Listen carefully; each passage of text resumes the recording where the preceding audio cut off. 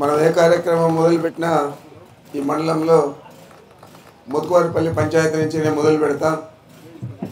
ఆ విధంగానే ఈరోజు జగన్మోహన్ రెడ్డి గారు అనేక కార్యక్రమాలు చేశారు. ఈ రాష్ట్రంలో ఎప్పుడు లేని విధంగా ఎన్నికల హామీలంటే ఎన్నికలప్పుడు ఒక బుక్ అంటే మేనిఫెస్టో ఇస్తారు. ఆ బుక్లో మనం ఏ పార్టీ ఏం చేస్తుందో అవన్నీ కూడా రాసి మన అందరికీ కూడా అందజేస్తారు.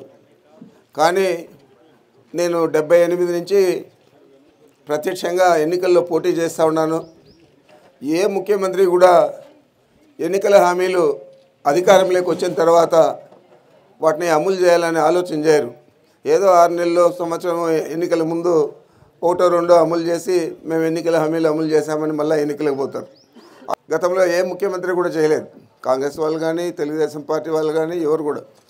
మరి జగన్మోహన్ రెడ్డి గారు తూచా తప్పకుండా ఏమైతే చెప్పాడో మేనిఫెస్టోలో ఎన్నికల హామీలు ఏమైతే ఇచ్చాడో అవన్నీ కూడా పూర్తి స్థాయిలో నెరవేర్చి ఈరోజు మళ్ళా ఎన్నికలకు మన ముందుకు వచ్చి నేను మీకు మంచి చేస్తుంటే నాకు మద్దతు ఇవ్వండి అని చెప్పి అడిగే పరిస్థితి వారు చేస్తూ ఉన్నారు. ప్రతి సమావేశంలో కూడా ఆ విధంగానే చెప్తా ఉన్నారు. మరి వీళ్ళు దుష్ట చతుష్టయం ఉన్నారు. ఇప్పుడు ముగ్గురు ఉన్నారు. 4వ ఆమె ఇంకా ఆమె చేరింది పురంధేశ్వరి.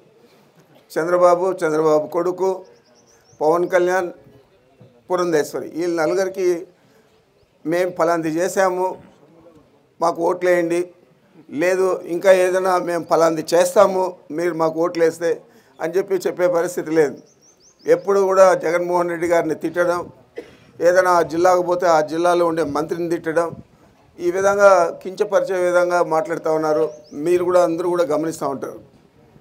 మరి ఏదైనా హుందాగా రాజకీయాలు చేయాలి కానీ పర్సనల్గా తీసుకొని ఒక వ్యక్తిని టార్గెట్ చేసి మాట్లాడే పరిస్థితి అంటే బాగా పూర్తిగా దిగజారిపోయారు. మనం గెలుస్తాము అనే ఆలోచన కూడా చంద్రబాబుకి లేదు. ఇంతమందితో కలుసుకున్నా కూడా ఇప్పుడు కూడా అదే మాటలు మాట్లాడుతూ ఉన్నారు.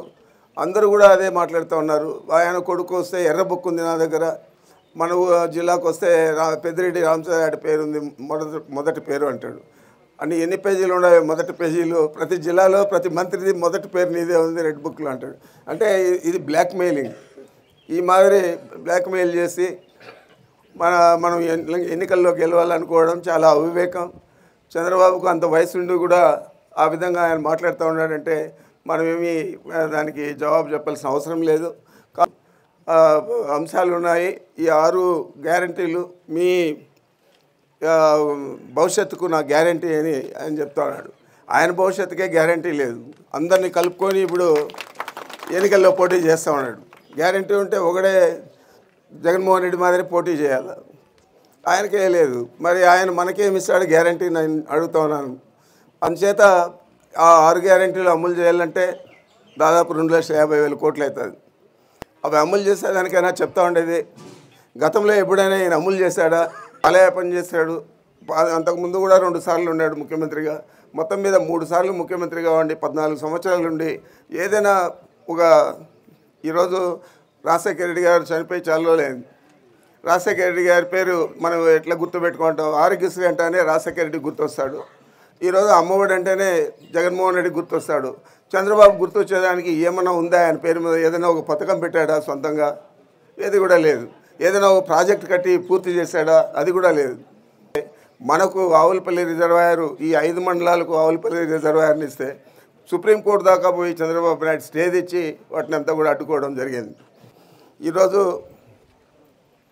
రాష్ట్రం అంతా కూడా ప్రతి సమావేశంలో కూడా ప్రతిరోజు కూడా చెప్తా ఉన్నాడు జగన్మోహన్ రెడ్డి గారు, మా మోసపూరిత మాటలు నమ్మద్దండి, ఈయన మోసపూరితంగా మాట్లాడతాడు, ఎన్నికలప్పుడు ఒకటి చెప్తాడు, ఎన్నికలు అయిపోయిన తర్వాత అవేవి తెలియనట్లు యాక్షన్ చేస్తాడు. కాబట్టి ఇతను ఏది కూడా అమలు చేయడు ఎన్నికల హామీలు. గతంలో మనం చూసాము. ఇప్పుడు కూడా ఈ 6 గ్యారంటీలు మీ భవిష్యత్తుకు నా గ్యారంటీ అని ప్రచారం చేస్తూ ఉన్నాడు. పెన్షన్ 4,000 అంటాడు, వికలాంగులు 6,000 అంటాడు. మరి ఈ విధంగా ఇంకెన్ని చెప్తాడో తెలియదు.